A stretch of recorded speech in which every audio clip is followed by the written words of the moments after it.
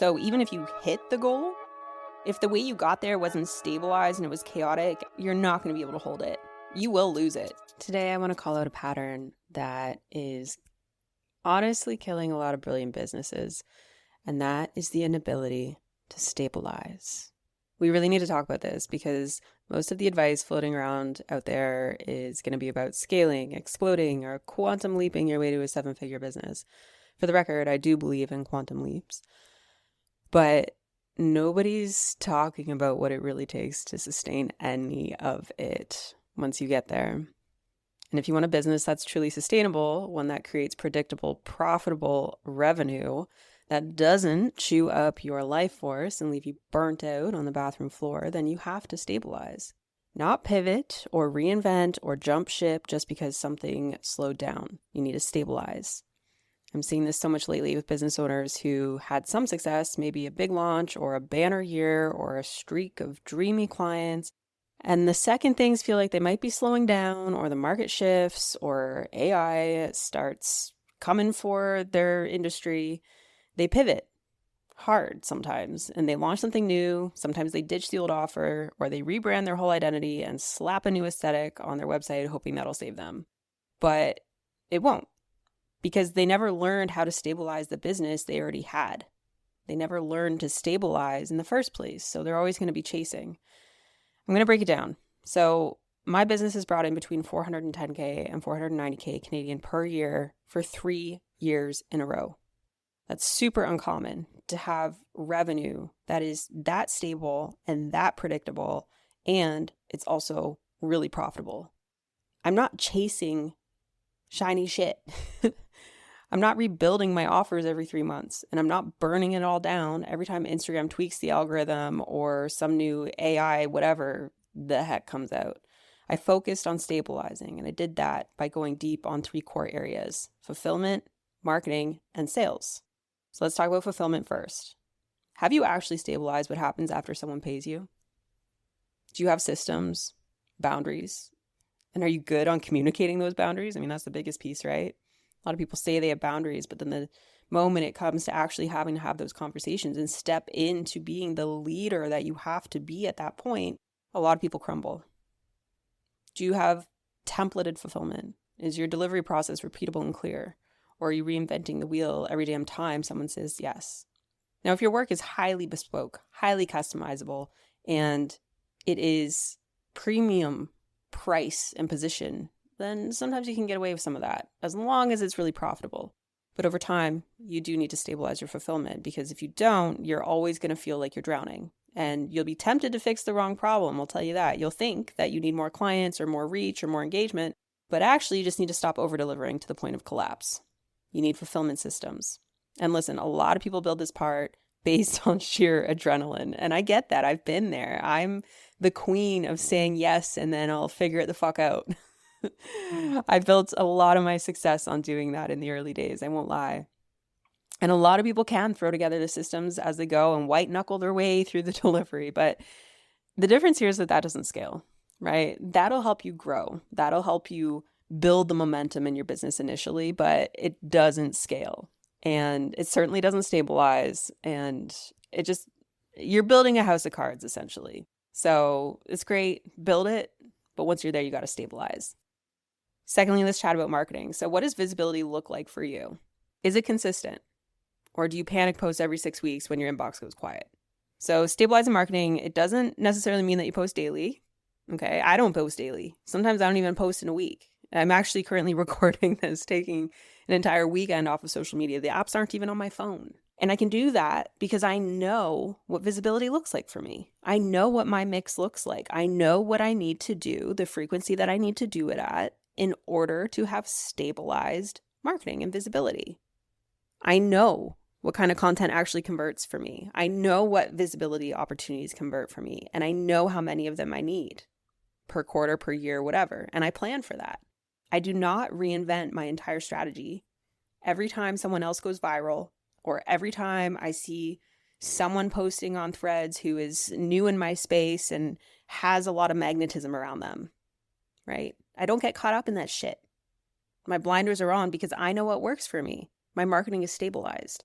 So my marketing has to be simple. And yours can be too, if you've stabilized it. Okay. You need to figure out what that mix looks like for you. And then it gets to become predictable from there. And you don't need a ton of followers or a huge audience. Trust me. Like you certainly don't need 10,000 followers to make 6 figures a year. You definitely don't need that. What you really need is you got to get your messaging aligned. You got to know what you're marketing, and you have to have the discipline to show up even when it's not sexy. And now that doesn't mean that it needs to rely on your energy. We need to get that straight. Okay.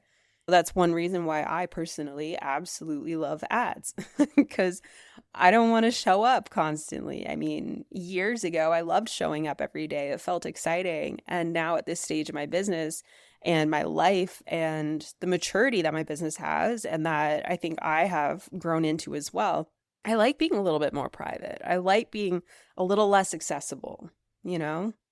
So what does that look like for you? What are those pieces that you know work for you and that you can sustain? And if you don't have them yet, it's your time to try some new ones, okay? So if you're not doing any sort of speaking, maybe that's something you should get into, or at least try it, see if it works for you. If you haven't dipped your toe into ads yet, it's probably something you should try. Figure out what this mix looks like for you. And then lastly, there's sales. So is your sales process rinse and repeat? Do you have at the very least, do you have a loose framework that you can rinse and repeat? This doesn't have to be a fully automated system, whatever the fuck. It just has to be a framework that you rinse and repeat. I know I've got mine. I developed an entire method around this because the methods that I was seeing out there weren't working for me. They weren't sustainable for me, and I couldn't stabilize my business with them. And I see this so much. I don't just see this with business owners who are earlier on or even around the same stage that I am. I see this with 7-figure a year business owners where they have not stabilized this process and they are still doing these massive launches that are completely exhausting. They gear up for them. Their adrenaline goes through the roof and then they crash for weeks after because it's not stabilized. And some of these systems that are out there are really difficult to stabilize because people are trying to execute these huge launches without having the proper resources. So it does a number to their nervous system, their cortisol, and then they spend weeks, sometimes months recovering, right? My process, I know, it's a lot different than that. I've labeled it the chill launch method because it's chill and it works for me. It relies a lot more on me having conversations with people, and that's something that a lot of people don't want to do. So that's another thing too. I mean, if you're super early on in business, you may not be super comfortable with sales, but that's going to make or break your business at some point, right? There's no CEO out there who's grown a successful and profitable company who is not comfortable with sales. So you got to become comfortable with sales, but then you got to figure out what your process is. You have to know, how do you qualify your leads? You have to have a process for that discovery phase. It doesn't necessarily have to be calls, but you got to have a process around it. And what does your follow-up process look like? Are you tracking things? Are you automating things? What's all this look like? Or are you just winging it every time someone shows interest? Because that's not a stabilized sales process. And sure, you can do this and you kind of need to wing it at first. I will say, like, if you're a little bit earlier on, or even if you are around that 150K, 200K mark, like, you're probably still winging it a bit. And that's okay because you're going to learn really quick, like, what works and what doesn't. But when you're learning what works for you, you need to document that shit. Don't just do something that works and then the next time you're in this process, you're flailing, like, what the heck? Like, what am I doing here? No, like, document things, make things easier for yourself. Okay. So here's what I'm going to say overall. If any of those 3 areas, the fulfillment, marketing, sales, feel like a hot mess, then your business is not stabilized. And it doesn't matter how good your offer is or how many people say they love your content in that scenario. Because when those foundations aren't strong, like, everything else is going to feel shaky. And there's no amount of new offers or branding or repositioning that's going to fix that. You're probably going to be repositioning again in 6 months. So if you're at a place in business right now, and especially talking to the people here who are 100K plus, and especially if you're like 150K, 200K plus, all the way up to that $500,000 a year mark, you got to stabilize now, because there's no way in hell that you're going to be able to sustain a higher revenue level profitably if you can't stabilize and sustain what you have now. The biggest proof that you are ready to go to the next level is if you have figured out how to stabilize where you're at now. And so for me, for example, I know that if in 2026 I said, okay, you know what, like let's go to 600K, 700K, I know that I could do that because I've stabilized. I just proved that. I proved that 3 years in a row we're stabilized. You look at other businesses and sometimes it's okay, this year 200K, next year 800K, the next year 300K, the next year 400K. That sounds like hell. That sounds like hell. Like, you deserve stability. Like, sure, there's a part of entrepreneurship that is fun and it's a bit of a gamble and there's a risk. I mean, we all have to admit here, hey, like, we kind of like the risk. It's fun, right? It's exciting. A lot of us, like myself, have ADHD. We're drawn to that shit.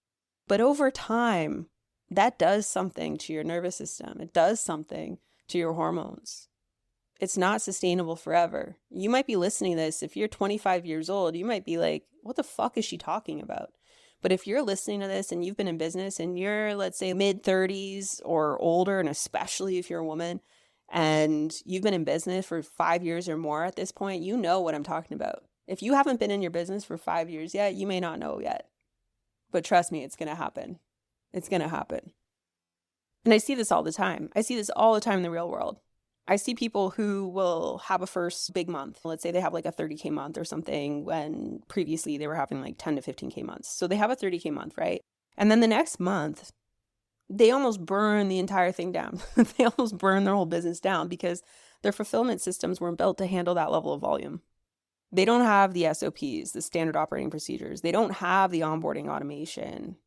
You know, they're writing every single client email from scratch, having to make every decision in their business from scratch. Sometimes it's the decisions that are really wearing us down. It's not the actual doing. Once you get to a certain point, you really need to step into being the CEO. And that means that you have to become impeccably fast at making decisions. It doesn't mean you're always going to make the right decisions. And you have to let go of that. But you have to become fast at making decisions. So if you don't know how to make decisions quickly because you don't know what's working, and you're doing every single decision from scratch and trying to figure it out and spending 10 times longer on it than you need to be, you got to figure that shit out. This is leadership work, right? This is leadership and identity work. And these people often don't have marketing rhythms either. They don't actually know what's working for them, or they go all in. I almost think about this like the stock market in a sense. So for me with marketing, I don't just go all in on one thing. Like, I got my hands in a few different things, which is very different than you're going to see a lot of people do. A lot of people will preach email marketing, email marketing, email marketing. Other person will preach speaking gigs. Another person will preach Instagram. And I think about it kind of like the stock market. And I know this because I'm a really fucking great investor. That might sound cocky, but I'm a really good investor. And when I first started learning how to invest really well, you look almost at, oh, where can I make the most amount of money fastest, right? And people do this with their marketing. They think, oh, what's the hot thing? What can I get on right now? What do I really need to focus on? And they put all their eggs in that basket. And then when the market shifts or their energy shifts, it slides. And or they look to jump to the new hot thing, the new hot platform, the new hot method, right?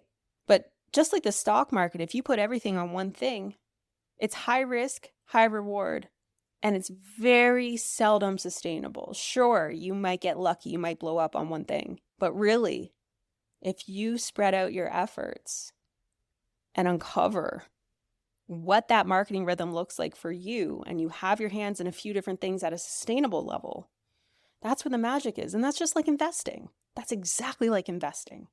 Give me an ETF over an individual stock all day, every day. Any good investor knows that you know, like, that's the play. That's the play, right? Sure, you can have some play money in some individual stocks. It's great. I do that. But the ETF, like spreading out the risk, that's more sustainable in the long run. Okay? No more sprints driven by panic and dopamine and hopping platforms and hopping this and that. And your sales process too, it can't just be 100% vibes. Yes, magnetism is a lot when it comes to selling. We can't deny that. Half of selling, honestly, is just, can you convey the excitement and the conviction that you have and the confidence you have about what you're selling to somebody else? Can you transfer that emotion? That is like half of it, you know? But you got to have a structure. You got to at least have a little bit of a structure, or else you're doing 3 times more work than you need to be every single time. You're gonna become exhausted, absolutely exhausted. And then you're gonna become more desperate in the sales process because you're so exhausted. So now you need more people to say yes because you're spending so much more time on that. When I work with people to stabilize what they're doing, they can hold higher levels of revenue more profitably than ever before. It's wild. And I don't see anybody else teaching this system like this. Like, this is something that I learned through building my own business so wildly sustainably and helping so many other people build theirs. And I've helped people be able to hold the person who has their first 30K month. There needs to be a big check-in. If you have a record-breaking month, you have to schedule like an entire day with yourself to do a check-in on everything. You're also probably going to need like a coach or a therapist or somebody, because there's going to be a lot of internal shit that comes up too with that. Because again, this is a new identity that you're stepping into. And that alone can sabotage it, right? Because if our identity doesn't feel safe to our nervous system, well, I mean, it's going to try to get rid of that identity. Safety is everything to the nervous system. So let me ask you this. Do you actually feel like you're ready for the level of revenue that you say you want? Or do you just want the rush of a spike, even though everything might crumble again? I know that's an intense question, but you gotta be real with yourself here. I've had to ask myself this question every year. I ask myself this question every year. What do I want? What do I actually want? To be honest with you too, I'm quite content with where I'm at. I really like this. It feels sustainable. It feels easeful. It feels good for the phase of life that I'm in. When my daughter's young, I want to be able to enjoy that as much as possible. When she's older, if I want to grind again or whatever the heck, I can do that. But you got to realize that just because you say you want a new level of revenue doesn't mean that you're actually ready for it, because your nervous system is going to sabotage anything that doesn't feel safe. It will. That's just the name of the game. So even if you hit the goal, if the way you got there wasn't stabilized and it was chaotic and it's not going to be sustainable moving forward, you're not going to be able to hold it. You will lose it. I remember my first 60K month, which happened it's like 2.5 years ago. When I hit that, I knew, because of everything that came up around it, I knew I wasn't going to be able to hold it. So pretty much immediately I went back down to those 30 to 40K months. And that makes sense because, yeah, I wasn't ready to hold it. And that's just how it is sometimes. It doesn't have to mean anything. It just means that like that work hasn't been done. And the truth is that most people don't know how to stabilize because no one ever taught them how. No, I mean, this conversation we're having right now, nobody's ever had this conversation with me, and I've never heard anybody anywhere else. But I'm having it with you right now. We're at least opening this conversation. Because most people out there, they're learning launch strategy and like viral hooks and aesthetic design, and like that's all great. That's awesome. That's great. That's needed. We need to fill knowledge gaps in order to build businesses. But the boring yet brilliant stuff is often what actually lets your business breathe. Whether you're hyped up or you're on your period curled up with a heating pad. Been there. And if any of this is resonating with you, like this is exactly why I created the Profit and Freedom Business Mastermind. Because it is not just about hitting your next income goal. That's great, and we want that, absolutely. But it's about building a business that doesn't eat you alive.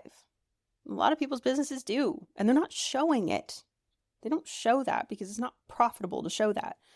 Trust me, I've been behind the scenes on so many businesses, and there's people out there who their business looks great on social media, but it's eating them alive. So my mastermind, it's all about creating these strategies and looking at stabilizing your business in a way that actually allows you to enjoy what you've built, because what the fuck is the point if you can't enjoy it? So this is where we do things like we're going to audit your fulfillment. We're going to chat about leadership and how you're showing up in your business, how you're holding the spaces, how you're communicating your boundaries.